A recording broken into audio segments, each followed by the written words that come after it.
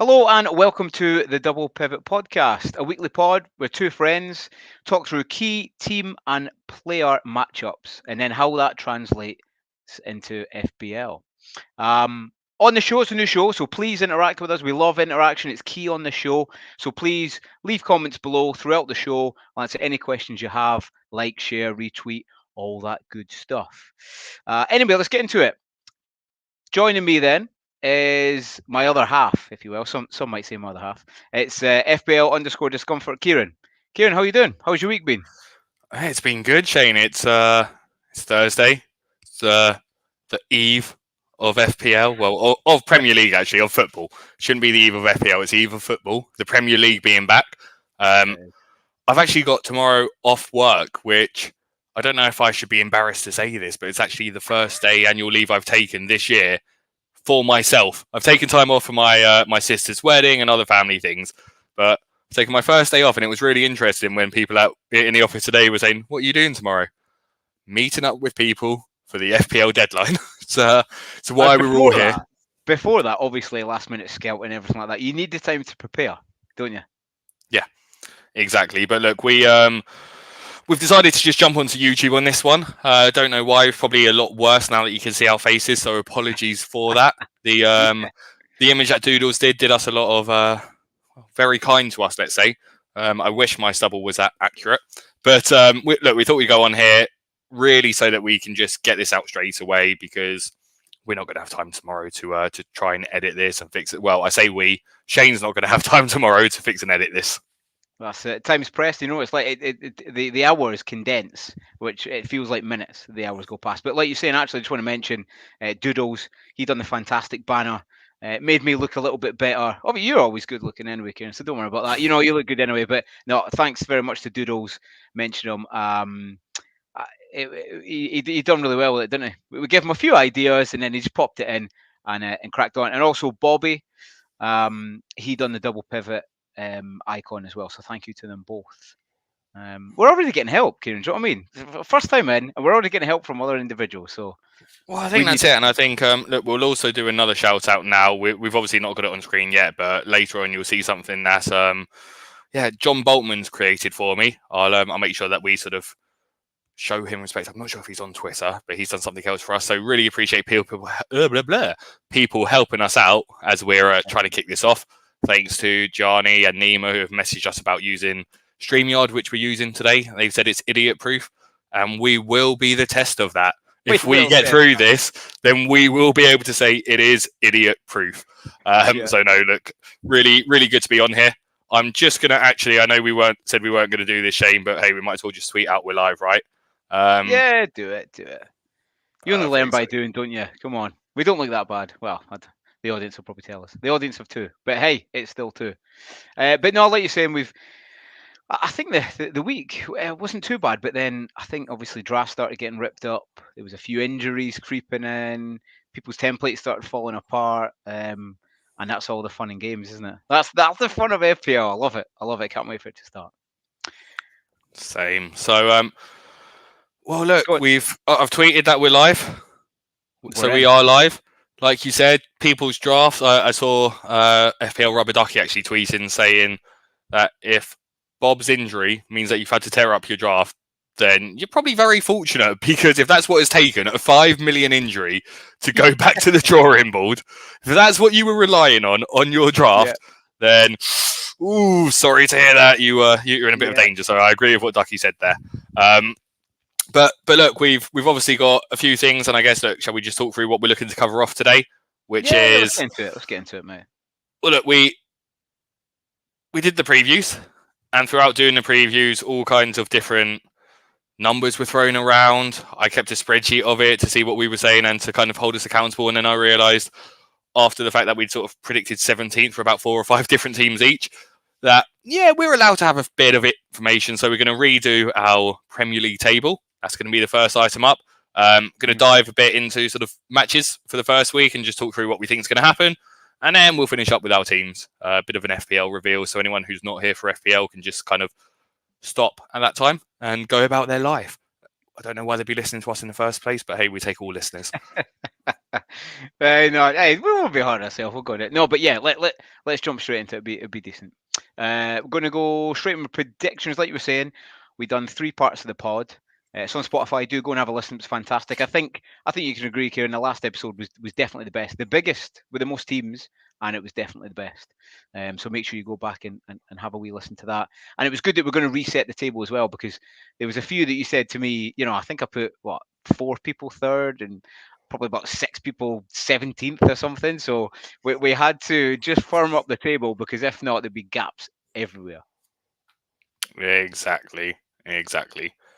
Cool. So, look, we've got this, and this is exactly what I was saying. John's created this for us, a little bit of better than anything I could do, so we can actually just start moving teams into it. And what do you think we should do, Shane? Should we go by the club and where we think we're going to finish, or should we go from the table and sort of work our way from relegation up? Yeah. Should we go relegation up? Or do we go top down? Oh, what's more interesting this season? I think because around the top position there's a little difference, so maybe we should go from the bottom up. I think, and then stay tuned. So. Yeah, we might keep one viewer. Stay tuned, and then bam at the end for a big finish. Exactly. Cool. All right. Well, look, I'll let you go first. Who do you have in 20th position? I'm just going to come straight out and say it. Bam, Leicester, bottom, easily bottom for me. Don't you have to think about it? Why? Why easily bottom? I don't think I should swear in the first stream, but they're very rubbish. No, you shouldn't. Shall we say? Yeah, no. Listen, I don't think Leicester are already looking a bit of trouble pre-season. They've not scored a goal in 3 games. They're all over the joint. They've lost a few key players. We're at the start of the season, so you just don't know. Like, if you look back at last season, then you try and have a look forward on what's going to happen. You don't know, but I think Leicester are going to be that team that every game, they pretty much get battered. I just don't think they have the. I don't think they have the squad, really.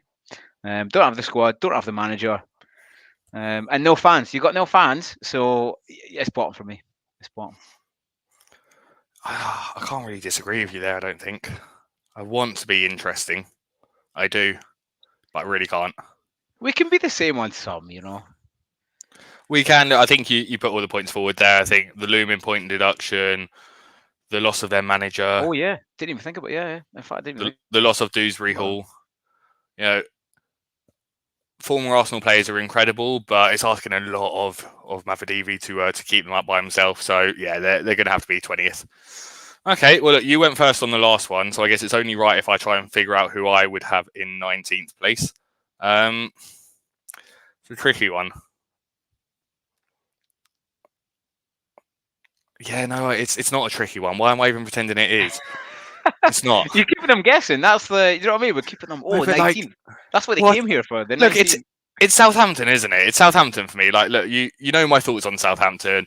Part of me wants to put them higher, and that's because of Ben Brereton Diaz. Purely because of Ben Brereton Diaz. Yeah, and I get that. I think he'll have a good season, but one player. He's not the Palmer of Chelsea. He couldn't save Sheffield United. This is the person, we said it beforehand, I don't think he was playing for them at the time no, he wouldn't have been, but he averaged, it's worth going looking at his stats because I don't have them in front of me at the moment, but in the games that he played for Sheffield United, he was averaging like 0.6 goals per game or 0.4, somewhere between 0.4 and 0.6, right? Which for a team like Sheffield United is massive. Southampton are slightly better than them, but Sheffield United were still dreadful and finished bottom. So, yeah. I think I'm kind of the same as you. Unfortunately, we don't want to get every single one the same, but I can't look past Leicester and Southampton to be bottom, and I think they're both. Southampton have a little bit more about them, but again, all right, the manager's okay, but I think the style that he plays a little bit is more suited to the Championship. They don't have the players. And listen, at the start, before the season started, obviously it starts tomorrow, but everyone's on about Adam Armstrong. Yeah, last season, I love preseason anyway, but last season he got more yellow cards than goals, and that's your main striker. So you're not going to win many games, you're not going to have many points, and I think both of them are bottom. They could swap around, but I'm pretty confident. Leicester 20th, Southampton 19th. Yeah. Okay. Well, look, how exciting are we going to be with the next pick? Because so far, we've both had 2 picks. we pick the same teams, and they're two of the promoted teams to go down. This So is where Shane, it who gets do you have in 18th? Oh. So it was quite difficult. The last one to go down. And most people probably think, Ipswich are shooting in there. 3 promoted teams, 3 coming up and Should I then going start back moving them down. now for you? No, it wouldn't be that bad. That's 16th. You got to keep the viewers guessing. 16th. No, listen. People think it's Ipswich. Newsflash: it's not going to be Ipswich. I'm trying to tussle with who I think have been in the Premier League for too long, far too long, and I think it's time. It's high time that they went down. So grab that Toffees badge, and chuck that into 18th. Ooh. It's big. I know it's big. And listen, they've been lucky. We've spoken about it countless times. They've got an older style of play, and the only reason they've stayed up is because there's been 3 worse teams than them in the league for the past 2-3 seasons. And I think this is the time where their luck finally runs out. The club's, there's a bit of a shadow over the club. Yeah, they've got a new stadium coming, but finance-wise, a failed takeover bid. Players-wise, by the way, he's a legend, Ashley Young, but he's playing a 39-year-old who probably, I imagine, will start at the weekend. You can't do that anymore. You can't do that. And I think they go down. I think it's close. Near the bottom's always close, but I think they go down. I don't think you've agreed on that one, eh? No, well, I also think Everton are bad, but I think they get away with it one more time. There's a couple of teams. I really think sort of this 18 to 15, 14 could be anyone. It could be anyone in any order. It'll be close. See, I don't think he's a good manager. In fact, I don't. So my dilemma is, will Nuno last till Christmas? That's the question. I mean, he did almost go at the end of last season. And will Frank... he wasn't even in for long, but that's the thing. Frank... We're trying to predict the future. It's difficult. Frank. Well, you heard me. I like that. It's between the two.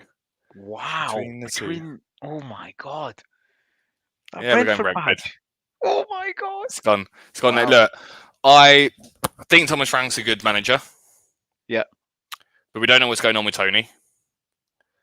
And they've bought Carvalho, who is a great player. He's a fantastic young player. But he's not enough to keep them up. If you're going to rely on him game in, game out, you're going to have a tough season ahead for you. So, yeah, I think it's going to be a tough season ahead for them. I think if their other striker had remained fit, that'd be fine. But it's just there's too many concerns for me. Yeah, I get that. But I get that. They're the draw kings, though. They'll always edge out a little draw. Well. All right. Well, I guess when I've said that, Forest is going above them for me. Yeah, I get that. That's based on the manager. Yeah, I don't think he's going to be there come Christmas. And if he's not there come Christmas, then I think they could lose quite a few players. And I think that's definitely a challenge. Yeah, and listen, last season he kind of, the fact that he came in halfway through the season or whatever kind of saved him, because if there was any more of that form during the season, he would have gone. They had a terrible run of games, and I can't remember what the stats were, but it was shot. What, they didn't keep a clean sheet in, was it 15, something like that? It was pretty poor. So I think he was saved by that. No, I get that. It'll be close, but I get that. For me, 17th. So you would think it's between both of those clubs. It's just above the relegation zone. I think Ipswich jump in there. They stay up, but they stay up by 1 place. I think throughout the season they'll be good at points. They'll definitely pick up points that you wouldn't think they would. Draws and wins, by the way. I don't think they'll just be draw merchants and go for the draw all the time. I think they will be a bit progressive and go for the win against weaker opposition like the Forests, maybe the Palace if a few of the defenders goes, or the Fulhams. And I think they'll have just enough. I think they will. I think they'll stay up by 2-3 points. Okay. Yeah. Okay, well, look, it's back over to you, 17 into 16. Yeah. It's Again, interesting how, we've got very different teams in 17th and 18th at the moment. yeah, I know. It's interesting. I like it. I like it. It's hard to. It's hard to bet. Ipswich are just above. I think they've got quite a few. They've got quite a few decent players. They've not really gelled as far though. I think Wolves will be just above them. Good team, and at times they are good. They've lost Neto, who was he's massive for them. I think people have underrated that. But obviously, we know Black Wolf, and he said that'll be a big loss for them. Um, I think again, I think it's close, but I think they're probably about maybe 4 or 5 points ahead of Everton in the relegation. I just think there's too much a bit uncertainty. They've signed some good players, but they've just not had a chance to gel in. So Wolves are 16th for me. No, fair enough. Okay. There we go. 16th, 15th. I'm excited. 16, 15. 16, 15. 16, 15. Oh. You think it'd be easy? You think it'd be easy? Can But I go actually, once you're higher? two in, Can I go higher? I can. So Wolves are in 16th. oh, I've So got a few here. I like this. I'm matching you on that. Yeah, I'm matching you on that. So I'm happy to match you on Wolves in 16th. I think similar thoughts. Yeah.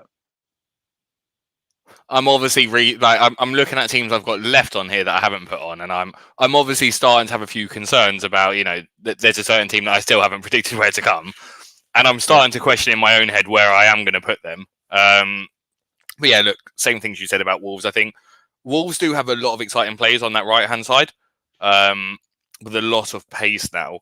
So I'll be keeping an eye on them. We said it on the podcast before. I really like their striker, but they're also a team with tough start. And if you don't get off to the right start, they could struggle. So yeah, I'll leave them in 16th. And then Man United, you grabbing that? You grabbing that badge? No, I'm not. But it's difficult. See, once you get past the bottom, you got to start thinking now. You're in a pickle. You're between two. Everton 15th. Everton 15th. We're league. It is. Everton 15. Look, they've got higher than you predicted they would. I think they're a good team. I think they're a great team. Well, no, did I just say Everton are great? They're not a great team. I think they're a good team. I think they're a well-organised team. I think they're great in their organisation and their structure. And I think defensively, when they need to be, they are incredibly difficult to get past, incredibly annoying to play against, to be honest. And any Dutch team is when they don't want to let you through. But they create chances. They underperform their XG every season. They haven't scored 50 goals in a season for the last 4 years. And they still have Dominic Calvert-Lewin as their striker. So it's a few places higher than you, but yeah, 15th is as high as I can go for Everton.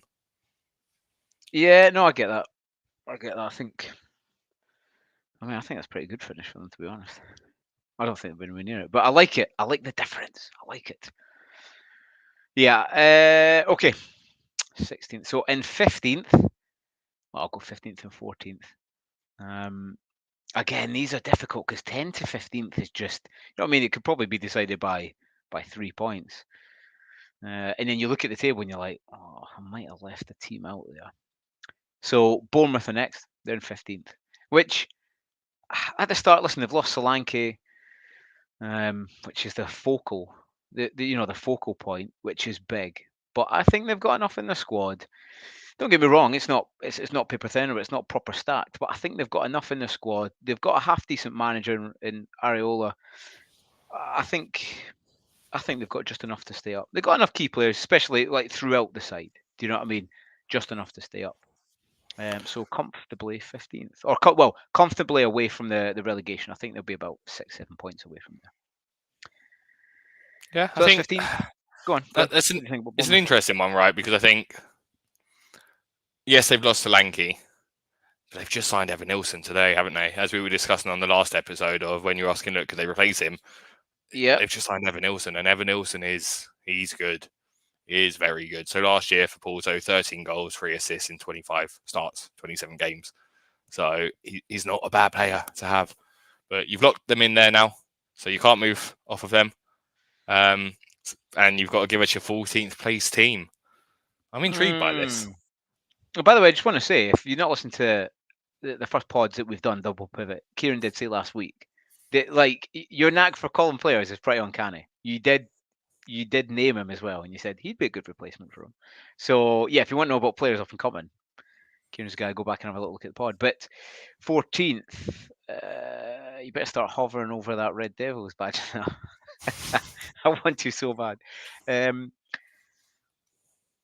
It's a bit difficult. First thinking, I'm thinking kind of West Hammy, Palacey, Brentfordy. I think West Ham are strengthened quite a lot. I think we will go for Brentford. We'll stick them in there, 14th. Again, comfortably away from relegation. Still got Tony, still got Wissa and Buemo. They've got a lot of key defenders coming back. Hickey. Who else have they got?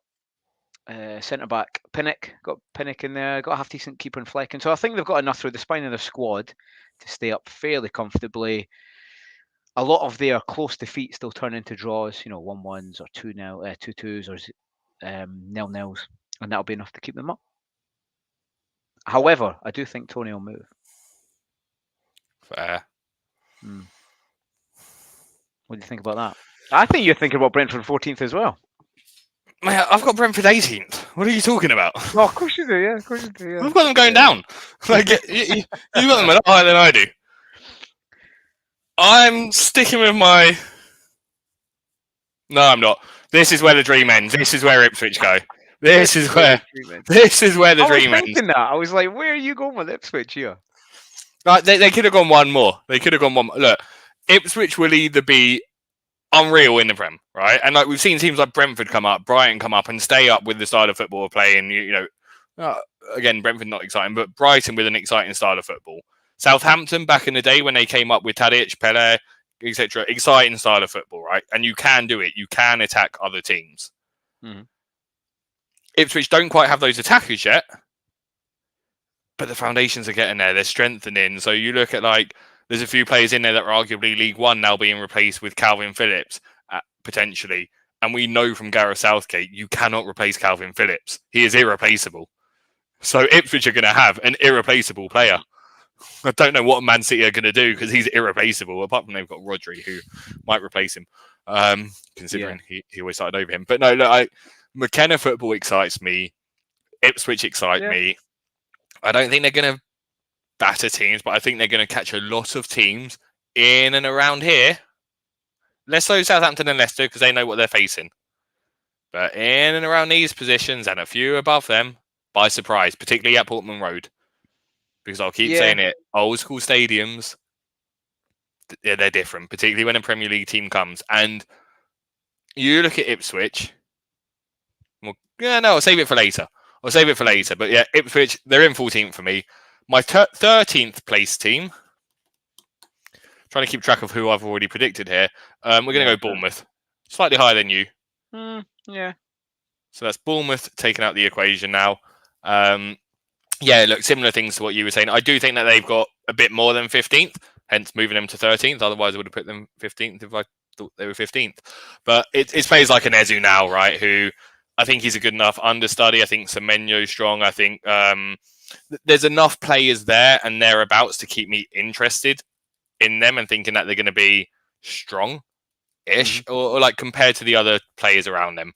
And another player that I think not really much has been said about, but I think will almost certainly start for them this season and could be quite exciting is Luis Sinisterra.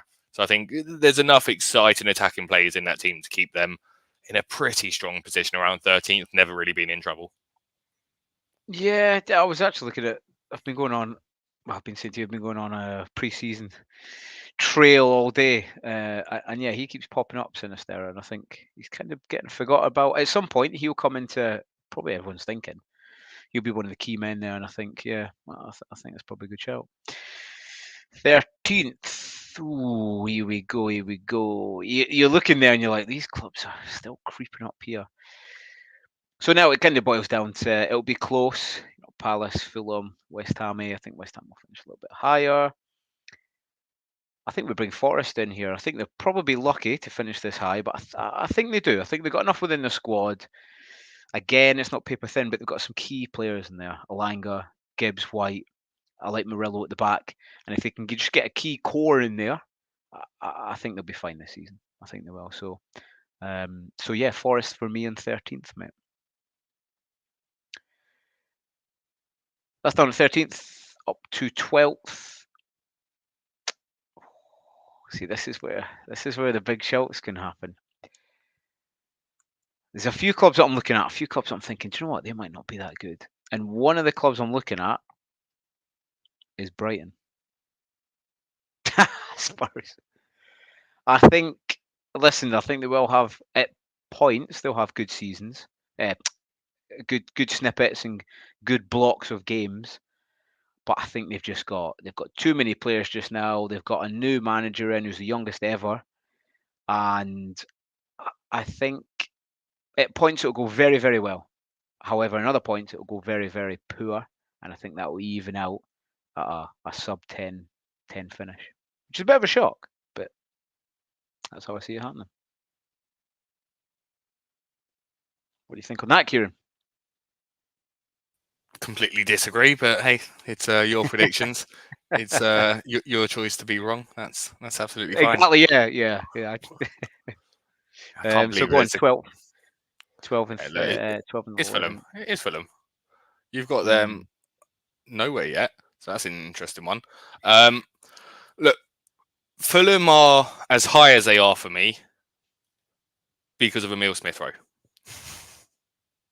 Otherwise, I think I probably might have had them in 14th below Ipswich, right? Because I do have that kind of bias and pretty stubborn with my views. Yeah, look, I think Fulham, decent enough team to stay up, strong at home. They've lost some key defenders. They've lost Polina. That's probably the biggest loss for them. In fact, I probably should have them lower. But hey, at least I've got them 12th, not above 12th, as you do. So yeah, I have them 12th. That's probably enough to say on them. 11th. It's really tough now, right? Because I'm looking at all these teams remaining, and they're all top 10 teams. Yeah. By the way, as we're watching this, you said we have no viewers, Kieran. Big Drew was watching this at 2:45 a.m. You know, that's what he stayed up for. He stayed up just for us. Thank you very much, mate. I appreciate it. Yeah, go on, 11th. So yeah, who's just gonna dip out? Which could always be surprises. This is one of the harder ones for me, if I'm honest. Don't you dare grab that Spurs emblem. No, I think they'll be better than that. It's between two, actually. It's genuinely between two. And it's definitely Palace for me, actually, thinking about it. It's Palace. They've lost Elise, rather. Mm-hmm. That's a massive loss. Yeah. There's rumours about Eza. There's rumours about Guehi. Yeah. There's rumours about Anderson. Yeah. They've been playing who's your keeper all pre-season and opted for the one that the fans didn't want. Yeah, Glasgow football's good. Glasgow football is good. But is it as good with new players into the system? Maybe, right? Because everyone was new to his system when he took over. And they have got good players in like Sarr and who's the other fellow that they got? You probably had him in your team a few times. Right wing player. Raksake? No, one of their new signings. One of the new ones. Yeah. Let me have a quick look here so that we don't embarrass ourselves. Well, we already have, but any further. It's Kamada. Kamada, yeah. Yeah. I thought it was Kamada, but I didn't want to get it completely wrong, he says. But yeah, they've got them. They both could be great. That's why I've got them 11th and not lower. I think it would be hard for them to get into the top 10 this year. Yeah, quite right. I think it's funny because we always have preconceptions of teams that are going to do well, with a good pre-season, and they've got the players, and they were building a lot last year. And though Glasner is he's a good manager. I think he came in at the right time, where other squads were kind of getting a little bit weaker, getting a bit tired. He's still playing a lot better football than what they had there previous to Roy Hodgson, who he was a legend anyway. But yeah, he was a bit outdated. I think I don't think it's going to be the best season. I think people will think they'll finish in top 10. I don't think they will. And I've got them exactly the same place, actually. I've got them 11th. With the amount of uncertainty, I can't believe that they're maybe open to the fact of letting Eze go for one after Elise's gone, and Anderson and Guehi. I think Yeah, I don't want to call it too soon, but I think Guehi will go. I think as it gets to the, do you know what I mean, a weekend, maybe they increase the transfer Newcastle. I think Guehi ends up going because he's not going to get too many more opportunities to go to a big club, is he? Or a Champ League club. I think he's going to take it, and I think he'll want to go. I think he'll push for a move. I think you have to, don't you? Yeah, I mean, and imagine if they lose him and Anderson, probably finish lower. But yeah, I think 11th is pretty settled. Am I going to break into top 10 first then? I'll go Well, into yep. 10. Over to you. We're now into the exciting half of the table. Difficult. You're thinking, where's Fulham going to stay here? What's going on here? It's tough because you're looking at the teams, you think where they're going to finish. It's between two. It's Fulham, West Ham. You know, they usually have a good finish. Who's going to take longer? You know, I'm going for it. I'll go West Ham, 10th. I think they still have a good season. I think they have signed quite a few players. You know, they've come in, look good. Somerville looks good. Fulkrug, if you look at his record, look at his record today. He's just a goal scorer wherever he goes, which they needed. You know, big Antonio. He's a legend. He did score a few in pre-season, but they can't continue with him up top there. I think he'll do well. And then I think everyone's forgetting Bowen a little bit. We're kind of a little bit quiet on Bowen. He'll do what he does every year, and then at the back, I think they're going to strengthen with Kilman as well. I think Kilman's a great signing, absolute brilliant signing. They've restructured as well, taking a few people off the wage bills, and yeah, I think they'll finish 10th. I think they'll do well. Do well, finish 10th. We'll They're see always what. about 10th, aren't they?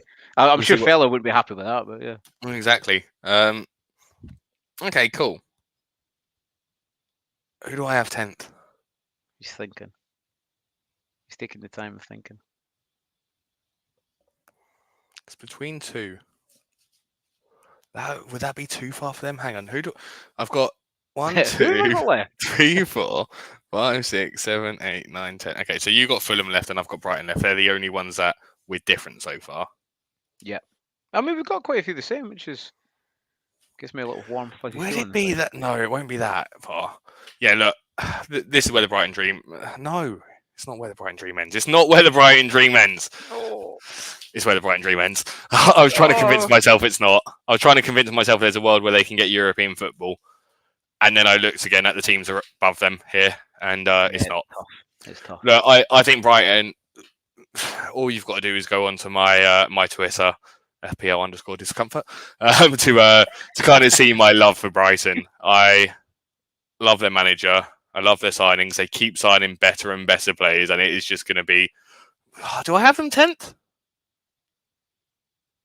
It's moved there, so I can't move it. Can I still move it? Maybe that's a sign. They're 9th. They're 9th, right? They're 9th because in 10th is Aston Villa. Woo! Now, I don't think Aston Villa are bad. I do not think Aston Villa are bad. Clearly. I think Unai Emery is... I don't think they have the squad depth to be in two competitions. There are 8 Premier League Champions League games this season, group stage-wise. That's 2 extra because of the new... I was going to say improved. The new group stage with 1,800 teams, etc. So, you look at their players and you go, who backs up Watkins? Well, John Duran might be sold. And they've got Cameron Archer there now as a backup, who they bought, right? Now, they didn't buy him. They did buy him, right? But basically, their agreement when they sold him to Sheffield United was that he had a clause in there to be sold if he was relegated. And Villa had a right to first refusal to buy him back at a cheaper price than anyone else. Yeah. So he's been bought back to be sold on, not to be their main man or the understudy to Ollie. And then you look at other things, and like they do have a few backups there, but like Martson will be first. It just, as an Arsenal fan that had Unai, saw firsthand how much he prioritises Europe, and it's fine, right? But for a team like Villa, it's going to be a bit of a wake-up call. We saw how it affected Newcastle last year, and I think Newcastle had more squad depth than Villa do. So yeah, I'm having Villa 10th and Brighton 9th. 9th, eh? Yeah, they don't. Yeah, I know what you mean. I know what you mean. It's not had the best preseason either. So I've been looking at. I mean, we'll talk about a team after, but looking to bring one or two players in, but you just don't know how they're going to play, especially with the first two. Arsenal being in the second anyway. West Ham first game. It's quite tough how they're going to start. You look in there, and Fulham are still outstanding in there. They've crept into the top 10, but this is where the dream ends, and this is where Fulham go in. Listen, I think it'll be a really good season. I think they're strong. They've got a stronger squad than what we think, or what most people think anyway. I know the Polina loss is huge. I think it is, but I think they will learn to get on with that. Do you know what I mean? Mm-hmm. I think they'll be able to plug it more than what people think. And Polina, you will leave a big hole. You can't replace a player like that. You know what I mean? After Bayern, you just can't. But I think they get through as a unit and they make it work. And then, like you're saying, Smith Rowe, if he can stay fit, which is a bit of a big if because he's been injured for the kind of past wee while. Although he has been fit in the short term. I think they'll manage him a little bit. You know, say they're in a game and they're getting smashed 3-0. I think they'll take him off, conserve him, and then bring him on, leave him on longer next game. Same with Pereira, class, and Muniz. You know, record the end of last season was brilliant. I think he'll carry that in, and I think they'll shock a lot of people and they'll finish fairly high. Yeah, ninth, pretty comfortable with that. Ninth from ninth on to eighth, and you look at the clubs and like, oh, it's difficult. I think I was going to say Chelsea there, but West Ham was still there. They're 10th. I had them a bit closer. I think, yeah, no. I'm pretty happy with that. If you take the Chelsea badge and go over there. I think, Wow. listen, yeah, I don't know how this is going to work in terms of the manager. What the first big thing's the manager. He was good at Leicester. I think that's good. Do I think that's going to work in the Prem and he has the players for it, or will he be given the time to make it work? Is the big if. I don't know. I really don't know. Like you saying, look at the players they've got. I don't know. They've got about 100 players for left back, just alone. So I think it will take him a lot of time to get to grips with what his squad is, and that's if he doesn't change it constantly. And that's if he makes all the decisions. Do you think he makes all the decisions? I think he makes maybe 80%, but I think the manager, the owner now and again is playing champ man, and sometimes he'll come down and be like, "I should play this guy." Sign this person. Sign him and him and him and him, and then we'll chuck him in as well. So yeah, I don't know. I mean, listen, I think they're the biggest joke club. I think they really are. I mean, they've left the Lukaku situation till what, a day before they start the season, 2 days, or they play. They don't play tomorrow, obviously, but throughout the weekend. Why have you left it that late? The joke club. Anyway, we could go on for hours on that, but yeah, eighth. I'm pretty comfortable to finish eighth. Kieran shocked. His silence. No, it is what it is. It is what it is. It is what it is. Okay. I don't have Europe. It really does get tricky around I say around the top 8. There's a few teams that I don't have anywhere near 8th, right? But there's quite a few teams I think could be in and around 8th. Yeah. Can I just say, by the way, this is a big decision. Do you know why? There is 35 people watching you right now on our first pod. 35? 37. I was lying. Yeah. Oh, that's because I shared it to my Twitter. So he's joking now. Oh my! As well. Did you grab the wrong badge there? Nope, I didn't grab the wrong badge. Oh wow! Oh wow! Did I grab the wrong badge? No, I didn't grab the wrong badge. No, I didn't. Under pressure. Maybe I have. You said there were 30, 40. We're growing. It's the clickbait stuff. 40, yeah. I'm just looking at the teams in and around there. I think United could struggle again this year. I think Ten Hag won't see it till the end of the season. Mm-hmm. I think they've got the right infrastructure in there in terms of the club and the backroom staff and so on and so forth that they'll be confident enough in their decision to get rid of him and go through a season of complete rebuild with someone else and sort of plan for it. So I think this could be a season where, they take a bit of a step back to then move forward. Yeah. So I've got them 8th. Yeah. Who do I then have 7th? Now. It's tough now. Okay, so I need to go backwards from who I have where. So first, second, third, fourth.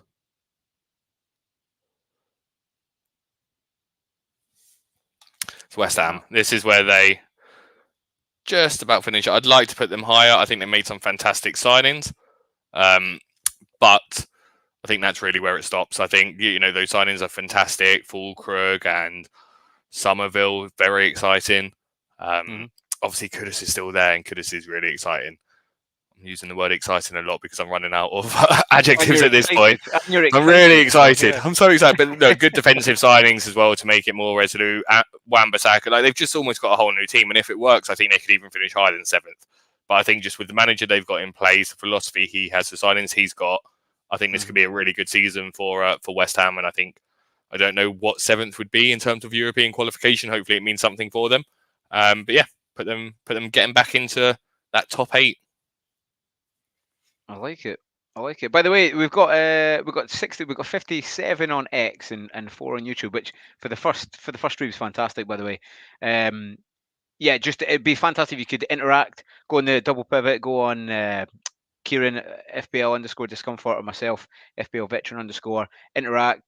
Tell us what you think your predictions are for the season.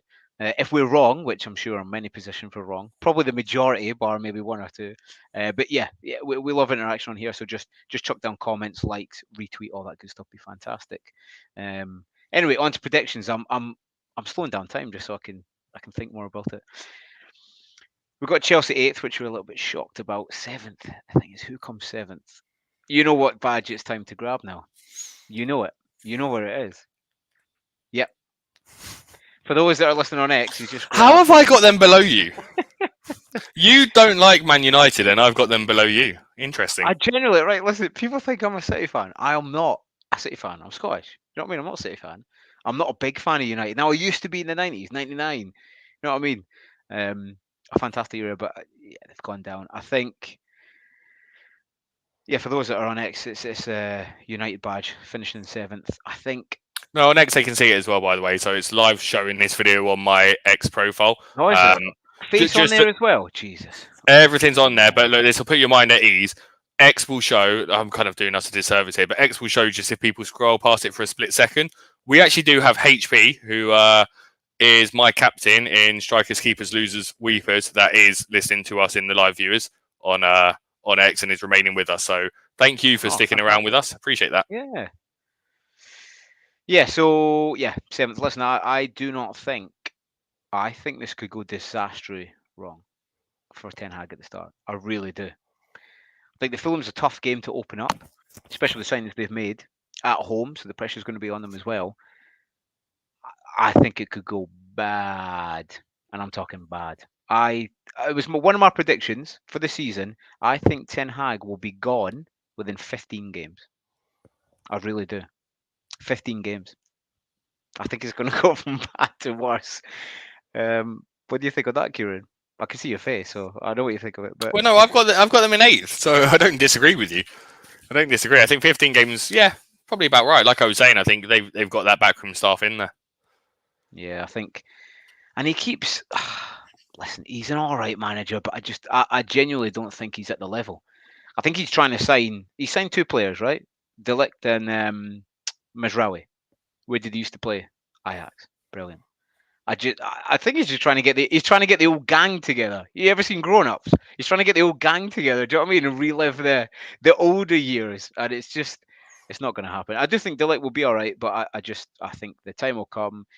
Fans will get a bit sick of him, and then he'll go. So yeah, 7th for me.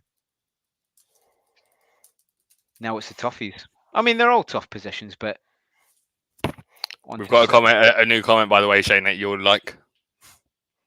Go on. One from Marsh. Yep. Marsh tuning in to see Chelsea and United in the lower top half. Things you love to see. Oh, that's what I'm saying. Thanks very much for joining us. We expected like 2 people, one of which would have probably been me on YouTube. So thanks for joining us. Thanks for listening. And yeah, just drop comments. Be fantastic and interact with us. I'm sure someone won't like that United 7th, but you know, they're close to Chelsea this season, so you know it's an improvement. Okay, it's you again for 6 then, isn't it? This is where it gets interesting. It is. It is.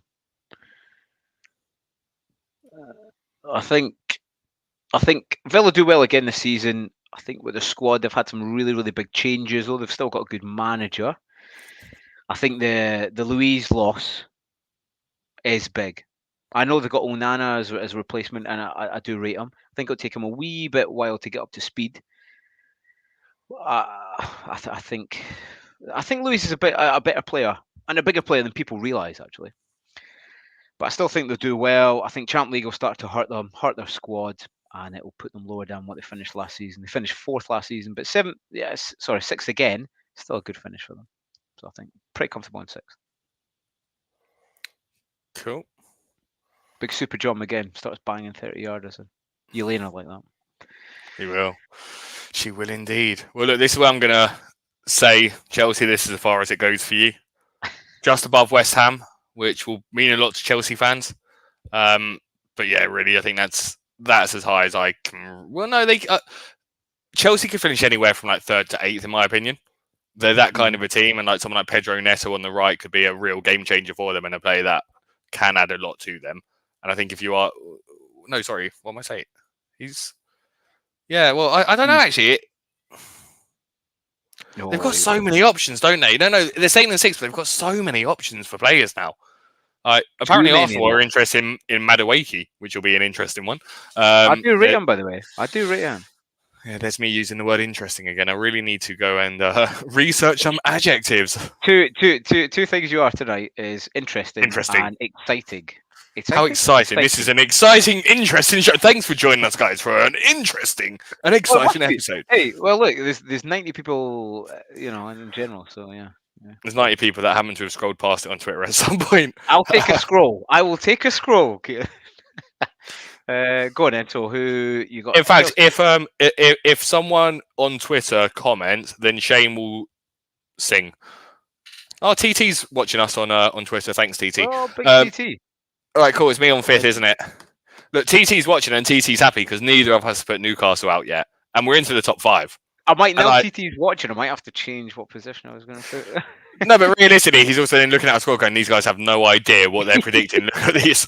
In fact, people can't see my predictions and where I've put certain teams because you're covering it up on this. We'll just quickly, bing! There we are. There you go. Yeah, take the. And then we'll remove it again. Cool. All right. Business end. Stop. He's slowing it down. I know what he's doing. He's saving time. Very, very political of you. You know what I mean? Just filler. Liverpool. Wow, you've cracked. There's almost 100 people that scroll past, and you've lost it. I haven't lost it. I don't think. Explain yourself. It's an old squad. It's a new manager. It's a new system. It's a system that spreads the goals around a little bit more. But it's a tougher league. It's a tougher season. You've got teams like Newcastle who have no European distractions. I just think that the 4 teams I've yet to predict finish above them this year. I guess that is the logic. I was going to give a compliment, and then I realised there's a team in there that I just can't give a compliment towards. So we'll finish above them. And I think most of the teams are really, really good teams that I'll have finishing above them. But yeah, I think 5th is respectable. It's a couple of position drop down, right? But there has to be an expectation of some fall off when you've had a manager in place like Klopp for as long as you have, regardless of who the next manager is, regardless of how good they are. You just have to expect some form of a drop off. You're not having it, are you? No, I do. I do. I concur with you, Kieran, that there will be a bit of a drop off, but to what extent? I don't think it'll be as big. And I think even though Klopp, he's a fantastic manager, and I'm quite sad to see him go. I think there'll be a little bit of a bounce. You know what I mean? New manager bounce with Slot coming in. I think they'll be a little bit tighter at the back, and I think that'll help them positionally. But listen, hey, all your points are valid. They're always valid with me, Kieran. Always valid with me, mate. So I get that. I'm tussling. It's close because I am tussling with 2 teams for that.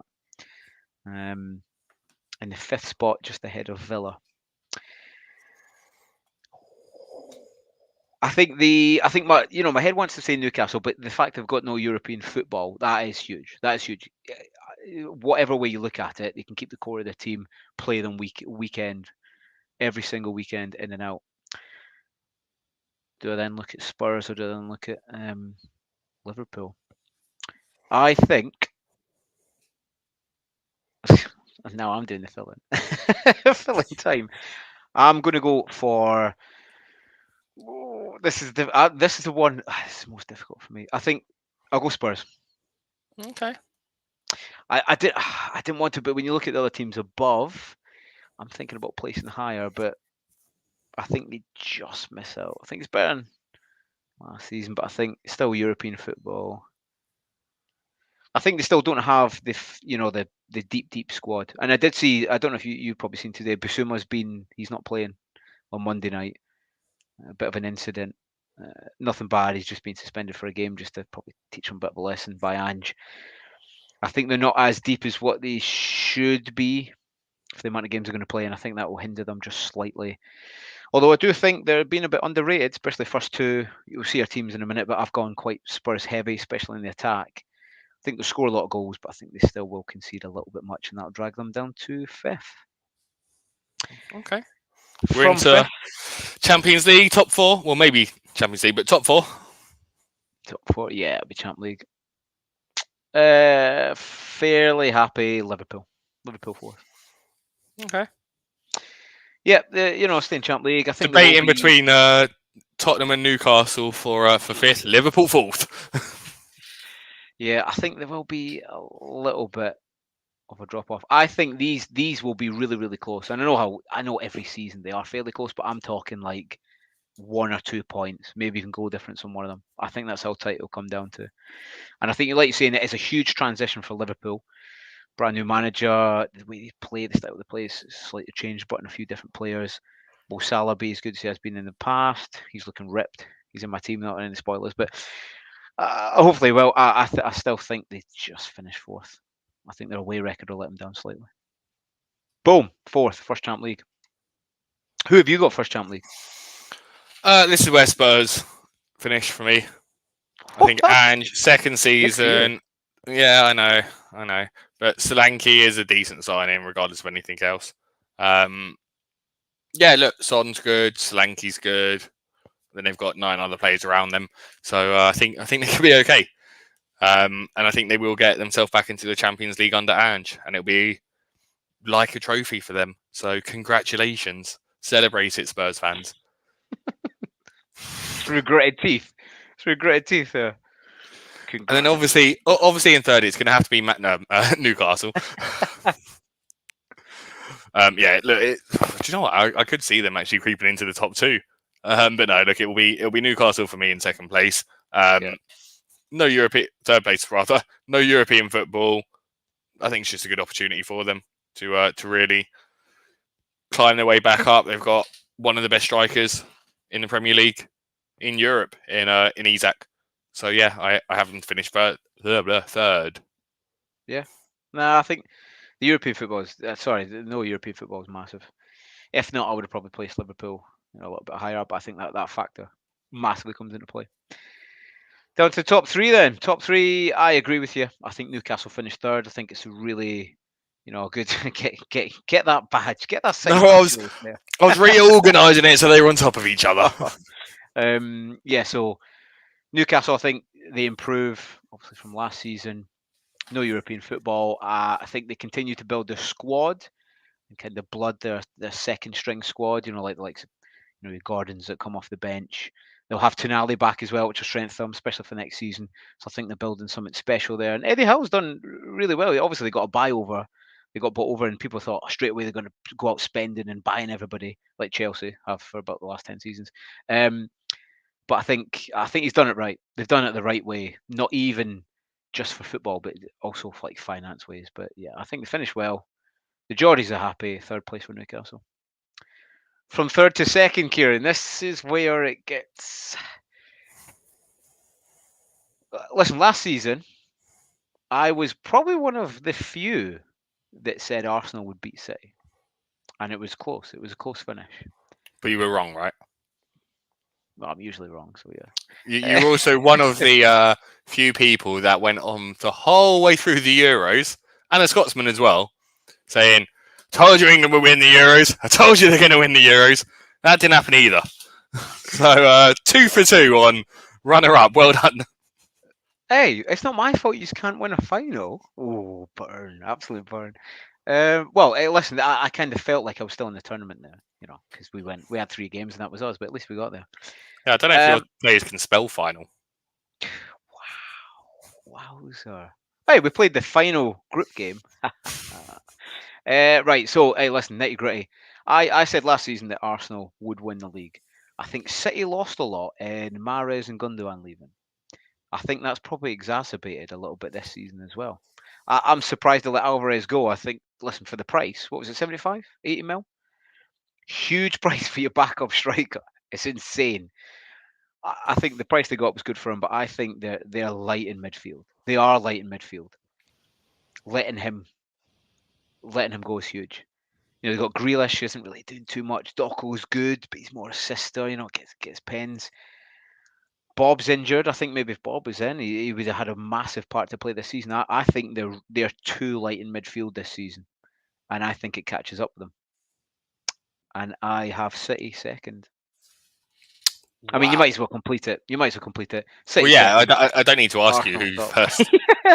Although it's to the point where like, we've got 2 third places, but I think they do it. I think they do. Listen, look at Kieran's face. He's like, oh, Shane's in my good books now. Yeah, that's fine on me as well. Look, I said it on the last podcast, and I'll say it again now. For the first time since Wenger, I believe we will win the league. I don't feel I just think that there's so much more drive behind Arsenal than there is behind City potentially, and I think that can push them forward. I think there's been smart signing so far. I think there's more to come. Marino should hopefully get over the line as well. There'll be outgoings as well, which needed to balance the books, right? But we've just raised the floor so much. That's been the goal over the last couple of years of who's that replacement? How do we raise that standard? How do we raise that floor up? Yep. So yeah, that's our prediction. So we'll obviously post that onto the channel or the Twitter page.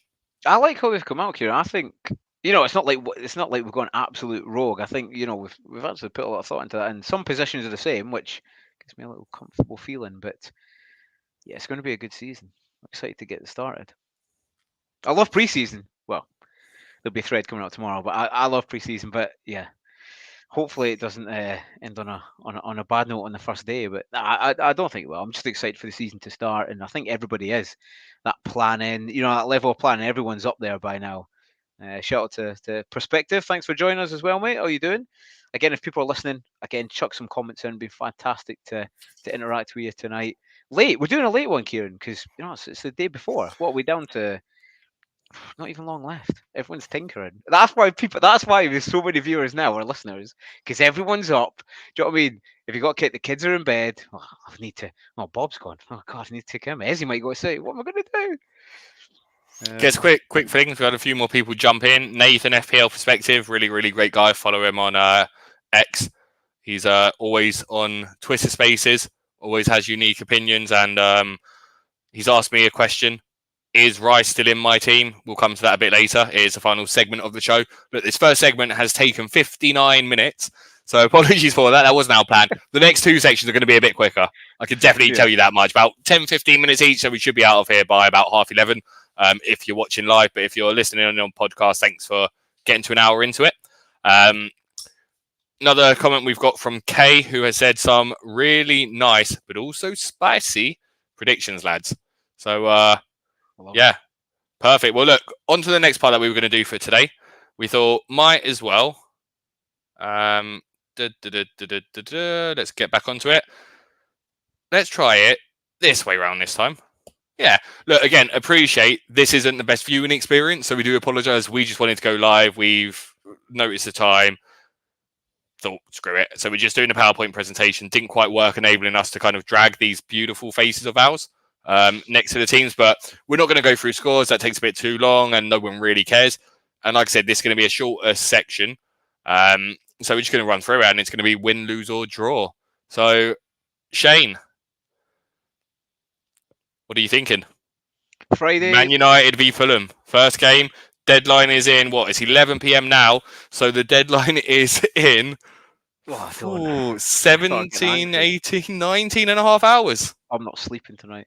Yeah, it'll be good. And most people will be at Fest. So if you're going down there, have a fantastic time. Be a good match to watch. It'll be actually quite a close match. I'm pretty confident. Draw. Oh, I can't move your face, Shane. I can't move you. Oh no! I go draw. Score. I mean, score-wise, we're probably do 1-1. I'll probably go 1-1, but draw. Cool. Maybe a cheeky 2-2. Yeah, cheeky. Why is my face bigger than yours? I don't want to be bigger face than yours. I think it's the hair. It keeps my face size down. I think that's what it is. I am going draw with you. Might sound boring, but yeah, look, I think Fulham could win it, but I do think United, probably get a late goal. I don't like the shapes I've done with this, by the way, because we've both got triangle heads. How much would you love? I actually had a dream last night. Emil Smith Rowe, winner, 2-1, bam. You'd love that. It'd be decent. Don't underrate that. You'd be jumping on the desk, man. You'd be like, yeah, especially against United. Yeah, so both a draw. Yeah, I like that. Look, this game's a lot closer than I think it is, right? Or than I think people will give credit to, and it's what I wanted to touch upon again. But this will not be an easy game for Liverpool. They will win, okay? And I'll just sort of move my face over to that now, so that people can kind of prepare for what I'm going to say. It will not be easy. If you are Ipswich and an Ipswich fan, and you can probably relate to this, Shane, as a fan of Scottish football, right? If you get a team. If you get the opportunity, it's the same for Aston Villa, right, in the Champions League. Do you think Aston Villa want to face Barcelona, Bayern Munich, the big teams, Real Madrid? Yes, that's what you're there for, right? That's what you and your fans want. You don't want to play RB Leipzig, Marseille, and Lyon, right? 2 French teams thrown in there. You want the exciting ones. Liverpool at home, first game of the season, big game. And Ipswich for the last 2 years have been very, very good at home. No one has an easy game there. So Liverpool will win. And they could win by 2 goals. They could win 3-1. Ipswich score, though, for me. Ipswich definitely score. And Liverpool know they've been in a game. Oof. I listen, I agree with you. The record, actually, you want to drew me to the record. It is pretty good. First game of the season. I think it will start off close, but then I don't think it will end close. I think it will end with, obviously, Liverpool win. I don't think there's many people who will go draw or anything, but I think it will finish I'd probably go 3-0. I think Jota probably nicks in, gets a good wee header, and then I think they just close it out. I think it's really close. They might get an early goal in the second half, and then it opens a little bit, gets a little bit stretched. Maybe Ipswich try and push a little bit because they're at home. You know what I mean? First game of the season, there's a few gaps. I think they just nip in. I don't think it's like a 3-game. You know what I mean? If you watched it, you wouldn't be there. Oh, it's a 3-0 game. It's a bit of a battering. But I think that's how it ends with a Salah hat trick. I hope so. Salah hat trick. I'm going to delete my face and use the smaller ones, by the way. Hopefully. Also, one of my friends is watching on YouTube. He doesn't have a YouTube channel, so and he's been watching since the start. Doesn't care about FPL, so thanks for being here with us, Tomic. Appreciate that. Thank you, mate. Yeah. Sweet. Over to Arsenal Wolves, and this is over to you first. Oh, do I? Oh, dear. Gone too far. Here we go. Do I dare embody the wrath from Kieran? Nah, listen, Arsenal are very good at defending. Wolves aren't going to score many goals. Pretty simple. So, yeah, Arsenal fairly comfortable. I reckon it's a wee bit of a boring game, closer than people think. I don't think it'll be a battering, but I go for 2-0 Arsenal. I think most people probably say 2-3-0. 2-0. Yeah, I'm sort of 3-0 in that game. I think it'll be quite a comfortable game for us at home at the Emirates, which has become a fortress recently. Yeah. Fans will be up for it. Everyone will be up for it. There is genuine belief across the team this season and the fans. So yeah, I think we should have a relatively straightforward game. Everton Brighton. See this one. This one. I'm going Brighton here. I get that Everton are good defensively. Blah, blah, blah, blah. I don't care. It's Brighton.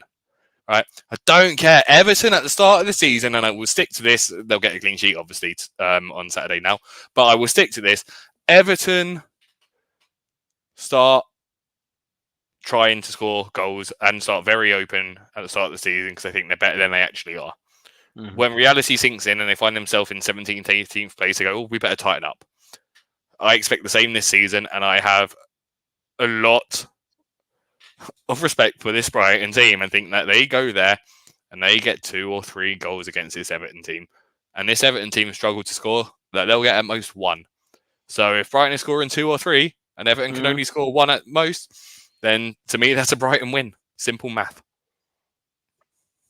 Simple math, quick math.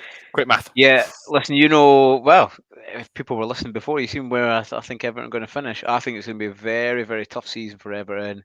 I don't think they're going to get much. It could end in a bit of a battering. Take my face to the Brighton. I think Brighton do beat Everton. I think pressure will be on them in the first game of the season already for Everton. Do you know what I mean? They expect a good performance. I think Brighton is going to have too much. And I go for 2-0. I think Everton maybe could get one, but I think Brighton in the first game of the season, I think they G'd up for it away from home. I go 2-0 Brighton. Yeah, quite comfortable as well. Okay, that's 4 games down. Who do you have for Newcastle, Southampton? Do I even need to ask on this one? No, I mean, again, Newcastle score a lot of goals. Southampton can't score many goals. Granted, listen, in Championship, they've done well. They have to get promoted. But when you got the likes of Adam Armstrong starting as your 9, I just can't see you score many goals. I think they've got some good attacking midfielders, but again, will they get the service, the style of play? Will they be able to progress up the pitch and get into or make it work in the final third? I don't think so. St James Park opening game. I go 4-0. I go Newcastle. It's big. Shane, we've got a celebrity in the house. FPL Chai, how are you doing? For the first part, what's going on, Kieran? What's going on? They must have stumbled across this by accident. I saw him stumble across it on Twitter. I saw him pop up on one of the live viewers on X, and then he disappeared. And I thought, yeah, he's gone. He's gone already. But no, he is here. And he is. Thanks for joining us, man. Again, look, there's not enough people watching this live, but we have FPL Chai in the chat, and he will be at Fest tomorrow. I was talking to him the other day, actually. It was very good, interesting team discussion. Very nice. It took ages to find it on YouTube. We need to get better at having this on YouTube. We need to get better. Well, yeah, we suck, Chai. We're new. We're newies. We're new. All right, cool. Who do I have for Newcastle, Southampton? Look, let's not even waste time here. Newcastle win comfortably. They could score 4. Simple. Next one though, because we've got the same predictions throughout here. So Dominic Solanke has left Bournemouth. He's gone to a worse club. Hi, Chai. I love it. Yes. Hang on, wait, quickly, Chai. I'm going to scroll up. Look, I got you 4th. You'll be happy with that. There we are. Just to go back to that for a second. But yeah, so back to here. Look, they've lost Solanke, but I don't care. I have Bournemouth beating Nottingham Forest. Oh my! Wow, that's big. Look at him laughing. I don't know what, I'd be quite tough. Forest have got a good run of fixtures. They've got a good squad, like I said. Bournemouth, I think I go a draw. I think I go a boring draw, to be honest. I don't want to be that guy, but I think it will be. It'd be tight. They both don't want to lose their opening game. I think no. I think I'll probably a 1-1. A sultry 1-1. Poor. Next game, what we got? West Ham Villa?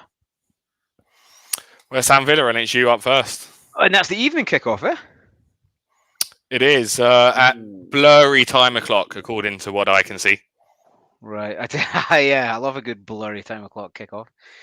West Ham. Do you know what? I just said it. It's just popped in. West Ham win. I've just said it.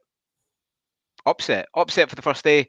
I think Villa are going to take a wee bit of time to gel. Once they do, you get on, the fixture run from maybe 3 onwards. I think they do, but the first 2 they struggle. I think West Ham gel fairly well early. I think it'll still be close, but I think a little 2-1, a little 2-1 to West Ham. Full Krug winner. Click that. Nice. I'm going there as well, though. To be honest, I agree with you. I think West Ham have strengthened a lot. A lot. And I think this Villa team, they'll do well, but I just haven't been that excited by them recently. And it'll just be an interesting start. This could be a draw, but West Ham at home, I do fancy them, similar to you. Brentford Palace, yeah, fine. Exciting game, not. I am going to... Yeah, I'm going to go with a draw there. I think Brentford are pretty poor, but I also think Palace might struggle with everything that's going on in the background. So I think this could be one of those games that could be a little bit of a dire affair. Sunday, just feet up. Maybe I'll do some housekeeping on Sunday morning to be prepared for the afternoon game. Housekeeping. Housekeeping. Right, Brentford, Palace. Like you said, Palace are one of those teams that everyone's been talking about. They're a good side, yes, but there's a lot going on at that club. And because of that, take Shane's little face and put it in front of Brentford. Brentford at home. Yeah, Brentford at home. They've still got Tony. Listen, I'm not sure what's going on with him contractually. He's not played. Has he played any minutes? I think he played 45 minutes pre-season, so he's not played much. But they've got likes of the Wissa. They've got Mbuemo, and these are the kind of games that they score. You know what I mean? Jensen's popped up quite a few. Their back 4 are fairly in. Pinnock and a decent keeper in Flecken, and I think they have too much for Palace. I think there's too much going on at that club. I think a 1-0. I think a 1-0 Brentford. Cool. So it's over to you for the Chelsea City game then, mate. It's big. Sunday, 4:30 kickoff, eh? Blurry o'clock, 4:30 kickoff. Blurry o'clock. Looks like it says 4:50 to me, to be honest. I've never seen a game kick off at 10-2, but it looks like it's 50. I think listen, I'm not going to go raw because that would be mad. I think it'll be a lot different than what people expect. Listen, if City turn around the bat them 4-5-0, no one's going to bat an eyelid, but I don't think so. I think... do I do it? It's between 1-0 and 1-1. I don't know if I can. I'll go 1-0. 1-0 City. 1-0 City. I think Chelsea they could score. I think there's just a little bit too much. I'm not sure where he plays people. I don't think he's sure where he plays people. What's his name? Maresca. So Mascara is what your missus puts on every day. Maresca is the Chelsea manager. So I think they do. They don't have Rodri. City are a lot different. They're still strong, still mightily strong. I think that does make a bit of an effect, though. I think Chelsea have a decent rear guard at Stamford Bridge, and I think they make a game of it. But I think City still come out winners 1-0. Okay, I'm going to go with the draw in this game. Are you talking 1-1 or 0-0? 2-2. Desmond. Oh, little cheeky Desmond, eh? Little cheeky Desmond. Yeah, well, last season was 3-3, right? There we are. Yeah, I can see it being that kind of a game. And I hope Chai's not still in here. I'm going with the Spurs win. I hope he is now. Going with the Spurs win, and I'd probably say that they could win. I've said it a few times, but I think it's a kind of 4-2 type of game for them. Spurs win. Simple. Listen, I think I am a bit... Chai is still in there, actually. He's been, come on, you Spurs. Do you know what, Chai? I'm all over the Spurs this season. People are like, oh, they're very Spursy. They're going to concede. First 2. I don't know if they concede any. Spurs will win that game, and it could be a big score. I get what you mean. It could be a 4-2, but I think Spurs, first game of the season, the way they play, I think it could be 4 or 5-0. I'm going 5-0. I've said it. 5-0. I think Solanke starts. I think he plays well. I think he creates a space. He comes back. He's like a Kane Mark II. And I think Kulu and Son, they just cut inside and they just they just rip Leicester to absolute shreds. Vestergaard's left there, so yeah, I think it's a big score. I think 5-0. And do you know what? I think even Maddison gets on in the act. I don't think he starts, but I think he comes on and he'll either assist or score. There's another prediction for you. Just full of predictions tonight, man. There we are. Okay. Well, look, that was our prediction part. Should we say? Sorry, Ken. Should we say that? I mean, it says there's 206 people that scrolled past. But if you are listening either on YouTube or X, thanks for joining us. But that's something different that we'll be doing in this pod. That we'll discuss the matchups, won't we, Kieran? You know, the team matchups and the player matchups, and then how that translates into FPL, which is a bit different, but I think more in depth, more knowledge there. We'll hit them with more knowledge, Kieran. You know. Indeed. All right. So look, we're over now to, well, anyone who's not here for FPL and doesn't care about FPL, this is the end of the podcast. So thank you for joining us. But look, for those that are, we're going to go into our teams. It's Friday at 11:20. It's Thursday at 11:20 p.m. It's Friday at 11:20. Then we would be late. Yeah. But here we are, and look at this high tech stuff, Shane. The teams are hidden. We're going to start with you. Look at that. We're going to go up first. Here is the exciting pick of your goalkeeper. So, you've gone Pope. Actually, that is quite interesting. And Vice Captain Pope. Okay. Tell me more about this decision. I'm very glad that it's not Friday, because I would be very worried if he was Vice Captain. But imagine that. So, Pope, listen, most people have gone 4.5 keeper, and I get it. With the bonus points change, keepers are going to get smashed and defenders are going to get smashed. But moreover, keeper. When we say smashed, we say lost, maybe 4, 5, 6, 7 points over the season. So not as bad as what we first think. But I think sometimes we have short memories. In Newcastle at the start of last season, their defence was fantastic. With Pope in that side, he makes such a difference. He gives the back line so much more confidence to play the style that Eddie Howe wants.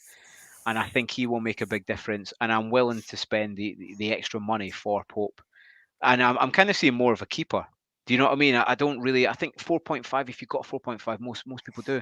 You're going to want to swap at some point, and it's a transfer that I'm not really willing to swap. They're not going to concede by much, or they're not going to get battered often, especially with the European football. No European football. He'll play all the time, and I think it's a very good pick. Actually, I think it's a very underrated pick, Kieran. How do you like those apples? Yeah, no, it does make sense. He's got a better. Well, Newcastle should be better, like you said, without European football. They do have defence in front of him that should be able to pick up more clean sheets, similar to the season before when they got into the Champions League. Yeah, I can see revert back to that. Okay. Well, look, let's reveal your defence all at once. I have no idea what formation you're playing. It's 3 at the back. What a surprise. And do you know what? We've got Porro, Trent and Saliba. I don't really think there's too much for you to say there, really, is there? No, do you know what opted for Trent? Yeah, I think, listen, he's, again, slight bonus point change, but it's Trent. His delivery is unreal. I'm maybe a little bit concerned he doesn't start the season, but I think he does. I know Bradley's a phenomenal player. It's a shame he's in the same position. If not, he would be starting. I think with what he brings, the upsides, especially in Porro and Alexander-Arnold, and the easy fixtures, if they get an assist and a goal and a clean sheet, it's huge. Do you know what I mean? That'll give him, obviously, the bonus, and that's huge. The third slot, he's new, actually, Saliba. Some people might think, he's been there a lot from the start. He's not. I swapped him in today for Gvardiol. And the reason why Saliba, not Gabriel? Well, for Gabriel, it just rolls off the tongue a little bit. Saliba. I just prefer him. I think they both got a fair attacking. I think you could say maybe one's a little bit more attacking than the other, but nah, I just think he's a more complete player. And Gabriel's a little bit at risk as well, really, if he plays left centre back, right? Obviously, you're the Arsenal fan, but if Calafiore comes in, I think he's just a little bit more locked than Gabriel. In my opinion. Say that, right? And don't do this to me. It's fair to say it, because I do think Calafiore will play some left centre back games. Yeah. I also think Ben White will play some right centre back games. We've got Timber, and he could play on the right for some game. Look, the reason why I'm saying this is not anything in the press in the next 3-4 weeks, right? This is when the Champions League kicks into gear, etc. Yeah. So yeah, look, I don't think there's anything wrong with going with him. I've been looking at Saliba as well for kind of similar reasons. But I just keep coming back to Gabriel's set pieces. Don't even know if Yeah, I've got him though. and it's watching Guardiola in the Community Shield. He didn't play the position that I wanted to. Plus, with I'm not sure how City are going to set up. Do you know what I mean? With the Bob, I think Bob was going to start before. Now he's not. He's going to have to shuffle a little bit, and I don't know if he plays the role that we want him, pushing forward more. And for 6 million, Arsenal defence, I think it's just easier. It's a bit of an oversight, I think, of some people at the start of the season. Usually I'm the other way. I'm like, nah, I'm going for him. I'm going for it. But I think we want people who are settled. They're going to play 90, and there's not too many changes. So I think that's why I brought Saliba in. Fair enough. On to your midfield. Woo! That's a lot of red and white. Red and white is your team so far. So for those listening on, well, obviously you can see it on X anyway, but I've got Jota. Because this will be available as podcast, so yeah, definitely go through them. Yes. Yeah. Good thinking. Good thinking. See, we're naturals at this here. So in midfield, I've got Jota, Salah, Son, and Smith Rowe. Salah's been there from the start. I don't think.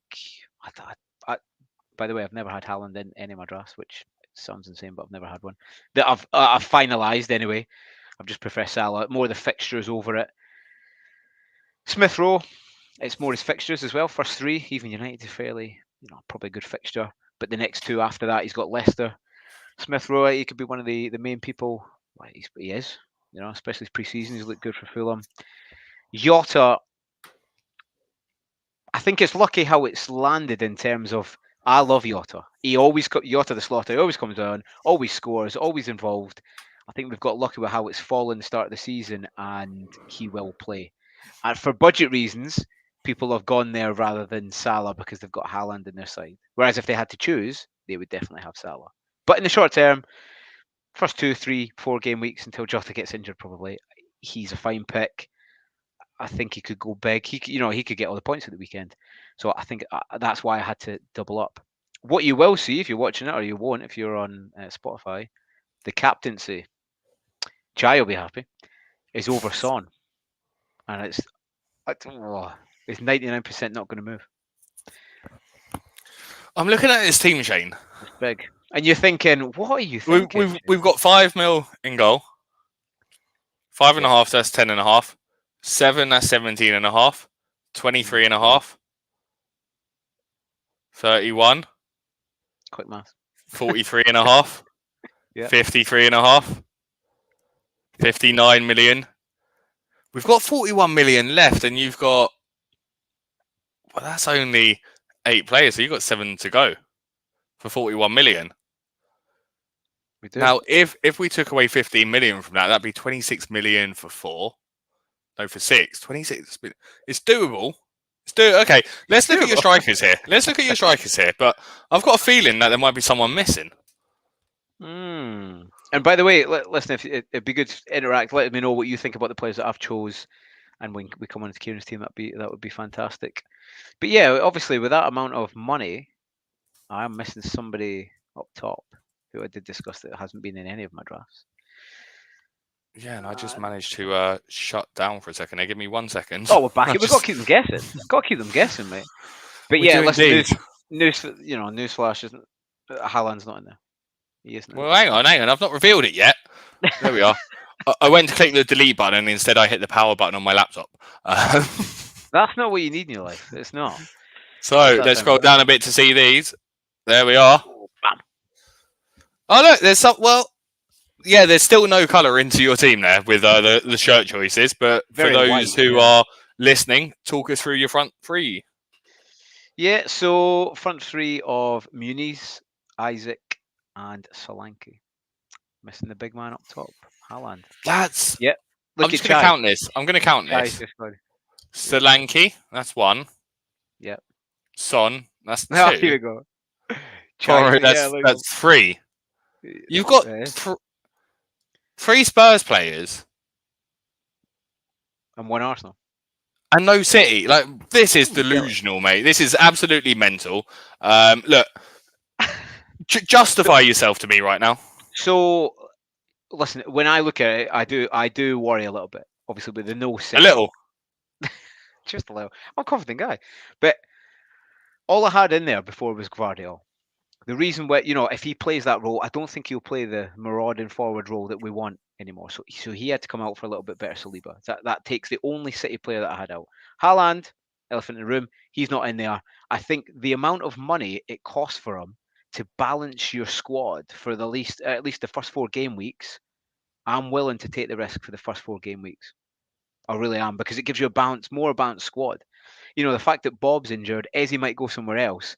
That already has got people scrambling. Oh, I'll just get rid of Rodgers, who, by the way, is not a bad pick, but not into kind of game week 3 really. So it just gives more balance. And I think if you're going to play a front 3, Isaac, there's people captaining Isaac over Haaland anyway. So I've got no qualms really about this game week. Isaac's a fine pick for captaincy. You could smash it. You could get more in Haaland. I get why people got Haaland for game week 2 against Ipswich at home. I get that. But I just think Solanke, the effect he's going to have, Muniz, I think he could get a few bits a bit against United. I'm more than happy to go against them for the first 4. I really am. Does that justify it enough? Does that justify enough? Ask Chai. Chai, does that justify it enough? I think you're talking a load of nonsense, mate. You always say that, though, so that's standard for me, to be fair. I'm just looking around. I can't find any actually right now. Do you have them all? What is that? Straws. I don't have any straws here. Are you clutching them? Can you show us your hands? Oh. See, he was up till about 2 last night thinking about that joke. So, I mean, it was good. It was a good joke. But no, okay. I think that's what. And the other thing, actually, I didn't mention is, I'm not sure how City are going to set up in terms of who I'm going to want in that midfield spot. Foden's not going to play. Rodri won't be there, so they'll be slightly different. It gives me a little bit of freedom to then move across to what City player I want for 2 or 3. Obviously not Haaland, because I'm not going to move two transfers in one game week weekend. Okay, and do you want to run us through your bench quickly? Yeah, so got Bentley. I think a few people have been coming around to that. I think I've seen Gianni get him in, or he was on about getting him in, but he's in there just because he's low owned. I think people have got Turner. If you listen to it, you've got Turner. I would definitely swap to a keeper because he's not going to play anyway. So swap to a keeper who's low owned, because if not, he'll just drop 0.1 after maybe game week 2 or 3 when people start changing keepers. So Bentley, I think he's like 1% owned. However, I did hear it from a Wolves fan that he might be moving. So, I mean, it doesn't really matter for the price, but he's in there for now. But it'll be any low-owned keeper, really. Although he could play. On the flip side, he could play, because I've seen, what's his name? Sa. He's getting a bit older. They might start blooding Bentley. Anyway, that's who I've got as a goalkeeper. If you that was way too much about a sub. That was way too much against. Move on to the rest of your bench, please. Play. So, first defender, I've got Barco. Pretty standard now. The man sitting opposite me, well, on the screen anyway, I think he brought light. He was the first person to bring light to Barco. 4 million, can't go wrong. He's going to play. I know they've got Kadioglu coming through, but he's versatile. He can play wherever. But he's on your bench, Shane. He's playing Everton, one of the worst attacking teams in the Premier League. What are you doing? Listen, why do you own him if you're going to bench him? This is madness. That's a key decision for tomorrow. That's you do know you've got a Spurs defender in your team that you can switch with Barco. Do you know, you can still get out of this. You can still get out of this hole. I can't wait when Porro smashes. Anyway, what I might do is I might change Barco for Muniz. I might do that because I think he could get that up. Cool. So that's. By the way, Kate just let us know that Bentley's linked with Arsenal, so he could still be there for you. Okay, Nkunku. I think a lot of people had him at the start, and then they probably taken him out for certain reasons, either budget or other reasons. When I look past that game week 1 onto 2, 3, 4, 5, 6, I can't not look at that run and think Nkunku's going to smash for the price. 6.5. He's going to be like I don't think he'll be as good as Palmer last season, but price wise, he'll be very good. If he gets any return, if he gets an assist against City, or if he even looks good, he'll go up in value as well. So that's important, that you've got to have players that are going to raise, as well as protecting your value. So that's why he's in, and he's going to play from probably 2 to 6. Yeah, we don't know how Chelsea are going to set up, but he's going to be involved. So that's why he's firmly in there. And then last onto my bench, got it up there. Robinson. Again, listen, Man United, I'm not going to play against Man United because they usually score. But from 2 and 3, I think they've got Leicester in 2 and Everton 3. I'm pretty sure. Leicester and Ipswich, sorry, Leicester and Ipswich. He's done well in pre-season. Gets amongst the goals and assists. Fairly cheap, 4.5, and that's why he's in there. And that, Kieran, and everyone who's listening and watching, it gives you a better balance. That's another no City. Gets you a better balance of your bench with no Haaland. That's my argument. But good squad. Yeah. I think you can agree. Good squad, right? It is a good overall 15. I mean, I wouldn't want a bench boost, but Yeah, I think you still got 18 and a half hours, mate. So that's the good news. What I can say about this team. You still got time to rip your draft apart and start again. You still got time. Like I had something similar on like one of my first drafts. So like it's good to see where you're at the moment. Oh wowza! Hey, well, at least it was one of your drafts. I'm happy with that. It wasn't. It wasn't. It's never been one of my drafts. Just Barco in there. Just Barco. All right, shall we shift it over to my side now then? Come on then, let's see this because you're going to get it on some spots if it's not good. Okay. So look, if we're going to start in goal, you got to go with the best keeper in the Premier League, right? Don't you dare say who I think it is. You got to go David Raya. You've got to go David Raya, right? Yes, he's 5.5 million, but I don't need to worry about playing him, benching him in certain games. Best defense in Europe. Play him every game. Do I have a plan for when I'm going to wildcard? Absolutely not. So I'd rather have a goalkeeper that I know I'm just going to rely on and adapt to it as we go through. So I don't think I've got to say anything more about him. Nah, bang on. Defense. My boy's in there. Barco is starting. He's playing Everton. Right. So many people are going to have somewhere between 6 and 12 points on their bench from Barco. So he's starting for me. Look, I've gone for the other Arsenal defender. Ben White was in my team for the majority of the time, and I do prefer Ben White to Gabriel. I just can't. I've just done a few tweaks, and I can't afford him anymore. He's just a bit too much, and that 0.5 is quite. He's worth it though. He is worth it because he is 0.5 better than the other Arsenal defence. Right, he will get 10% more of the points than they will. He just has more of an attacking threat throughout the game. He's not relying on purely set pieces, and I think actually with the addition of Marino, it will enable Ben White to run inside of Saka as well as on the outside. So actually create him running into the box a little bit more. But I don't have him. And then we've got Kwanzaa, the cheapy little Liverpool one. He is what he is, right? Like I've had him in my team quite a few times. To be honest, I've had him benched for quite a few of them. But I've decided with a few of my tweaks. And look, I thought you said hold on. I thought you said Ipswich score. I thought I'd back you up a little bit there. Oh, they do. But like you'll see the rest of my bench, and he is the best defender for this week out of my team to play. Okay. All right, on to the midfield. We're keeping it Bryson to start with. Nathan missed something. Can I talk Gabriel v Saliba? Very, very quickly. I'll do it, but you can go back and listen because this will be a podcast. But no, they're both fine. Gabriel's just more attacking. Shane asked whether or not Gabriel's minutes could be rotated with Calafiori. The answer is yes at certain points during it, but probably more Champions League led. At the same point, Saliba could have his minutes rotated with Ben White from time to time. Again, not as likely, but it's a possibility with the depth Arsenal have with Timber back.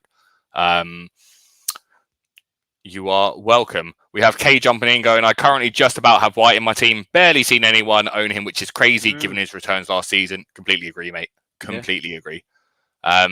Look, so on to this midfield. Minter. You got to say it in a Geordie. Minter. Yankuba Minter. Look, I've got Diogo as well. I don't want Diogo. He probably won't be in my team come deadline. I'd rather have Luis Diaz. Oh, really? Well, Luis Diaz, I know will play every single game. I think Jota is going to be dropped for Nunes sooner rather than later. Yeah, you're not worried about the City link with Diaz? No, there isn't one. That's finished. No, there isn't one. Bam, next. No, but it was shut down on Twitter immediately as well, right? As in, no, nonsense, move on. It was a weird, it was a weird. It was. Diaz is the most slot player that Slot has out of that entire squad. He is a winger that is wide, simple. That's exactly what he wants. So yeah, I think he'll be good. Look, I got Gordon. I think Newcastle have good fixtures. I want to attack those fixtures. He's at home. Perfect. And then I got the main man, Star. But this is the first time. This is the first draft where he's been in my team. That bias is creeping in, Kieran. That bias is creeping in. You know it is as well. You know it is. Sorry, Shane, I'm just going to quickly scroll back to here. That bias. Where do you have us? Hey, cool. I will move you down. I will move. Can't. It's locked in now, mate. So yeah, look, I think that's a really, really, really strong midfield, to be honest. Kay again coming in with the exact same opinion with Jota. Doesn't think he gets 90 minutes for Ipswich, which is a deal breaker. Yeah, look, he'll come off the bench. Arguably, you'd prefer to have Jota coming off the bench and starting if you own him. He's way better coming off the bench against tired legs. And then onto the strikers. So he's not missing from my team. He's not missing from my team, Shane. Minis. I've got Minis as well. You know. Look at this difference. You have Solanke, I have Haaland. That is a bit of an upgrade there. Although, for anyone, well, no one will know this, but Shane and I had his first ever FPL draft earlier today. He was the very first pick. Very first pick in draft. Shane picked Isak. So, thank you for that, because I was third pick and I ended up with Haaland. Which, yeah. But look, Haaland, Isak, Muniz, Captain Armbad on Isak. This is a 4-goal game for Southampton. I just really like it for them. Haaland's there for next week and the foreseeable future. And then finally, the bench. The bench. So my 4.0 goalkeeper is a guy called Liz. Never heard of him before. Don't think anyone's going to own him. Perfect. Exactly to your point. Ideally, he gets sold to a club outside of the Premier League, so his price is locked. Perfect. Yeah. Look at this, though. Do you see that first bench option, Shane, or do I need to zoom in a bit? Oh, City player. On the bench, though? Not just any City player. Zooming in. We have got Gavardio on the bench. Wow, sorry. That's big. That's a big call. He's there long term, right? It is mental to have Gavardio on the bench over Barco, over Kwanzaa, but I am mental. So, yeah, look, I'm fine with it. And then we got my boy, Ben Brereton Diaz. Now, he's not here for this game, but Southampton's fixtures from game week 2 are fantastic. And he is the definition, as we said earlier, he is the definition of talisman, which is exactly what you want in these kind of situations. Look, the fixture run for Southampton from game week 2 in particular, and this is where the planning comes into it, is Forest, Brentford, United, Ipswich, Bournemouth. Lovely. United at home, by the way, in the midst of all of that. So they have Forest at home, Brentford away, United at home, Ipswich at home, Bournemouth away. That's a good fixture run. That is a good fixture. If you think that's not a good fixture run, we can go back to your prediction, Shane. Oh, this is your team. Don't go. There's no going back. No, but you put it in their face here, right? Remind me, where do you have Brentford finishing? 14th. Did you? Was it me that had them relegated? I can't remember now. That was good predictions. Yeah, they were good. Yeah, I need to put them on the wall.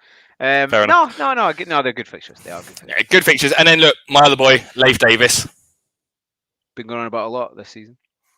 Look, again, it's Ipswich fixtures when they come into fruition. Ipswich have awesome fixtures.